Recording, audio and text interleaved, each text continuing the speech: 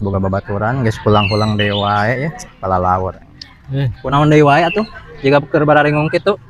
Urang teh keur boga ka hayang mang ieu teh. Hayang naon deui wae atuh. Hayang jaket kulit Gaya si eta hayang jaket kulit sagala. kan lameh rada gagah atuh.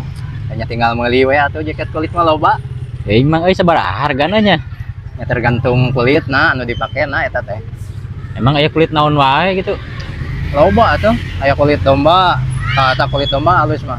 Aya kulit kelenci, kulit hayam ge aya.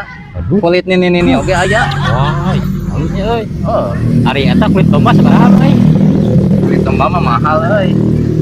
Nya kudu we nyekel lah 1 juta mah. Hayalah 1 juta mah. Kan pasti keunana ieu rada bingung euy. Ari nu asli jeung nu palsu kumaha ngabedakeunna mang euy? Gampang pisan atuh eta mah. Kumaha gitu? Iya nya. Kayak ku di dinya tinggal sina dicocokeun heula kana reungit, sina dicocok reungit ta jaket teh. Heeh. Tah lamun barentol berarti eta asli, jaket asli. Oh, gitu. Heeh. Oke atuh urang ajaran sugan aya ngaleangan heula nya. Heeh, Juk. Iya, ranjeun kan boga babaturan aing nganjeprut eta. Sigana kongsi 3 ledug nya guys eta mah ya.